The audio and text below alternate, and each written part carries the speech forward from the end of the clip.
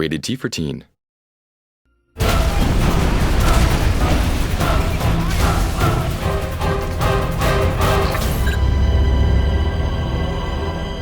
Hi, and welcome to the latest installment of Developer Diaries. Today we'll be taking a look at environments and missions in GRA 2. Hi, my name's Guillaume Manuel, level artist for Ghost Recon Advanced Warfighter 2. Hello, my name's Cyril Gouel, I'm the level designer for GRA 2.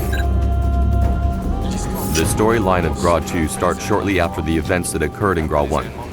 After the events in Mexico, the Ghosts go back to Fort Bliss in Texas to train. The Mexican rebels have advanced to the border, which makes the menace much more tangible and immediate. And that's why the Ghosts are sent to discover what the rebels' plans are for attacking American soil. The new challenge for us was to work on both sides of the border, American and Mexican, because the adventure basically takes place there. So we went to the Texan border. We used a new technique that was made especially for the filming, which consists of combining two HD cameras in order to create panoramic scenes. Thanks to that, we were able to capture all the intensity and ambience of Juarez. When we got back from Mexico, we watched all the videos that we brought back with us. We tried to integrate the local geography into the game the best we could. For example, the buildings are quite low and all the same height, so we decided that we could use that so that the player could have a linear progression across the roofs.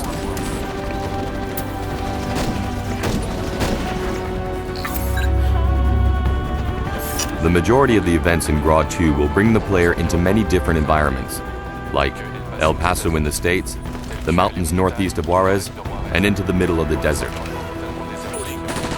Thanks to this vast gameplay area, we are able to give the players a continuous experience and not cut up like in all the other games. The gameplay adapts itself to the environment. For example, in the desert, the player won't have much cover, so he'll have to be very careful where he moves. On the other hand, in town, the cover is denser, so it'll be easier for the player to move around. The player will experience a game that will bring him into urban environments which are the prolongation of the first GRA, as well as taking him into more desert-like, more rural, more open spaces, which will remind the player of the first Ghost Recon. In the urban environments, the player can move across the rooftops. When the player climbs on top of a building, the enemies will try to do the same so they can kill him.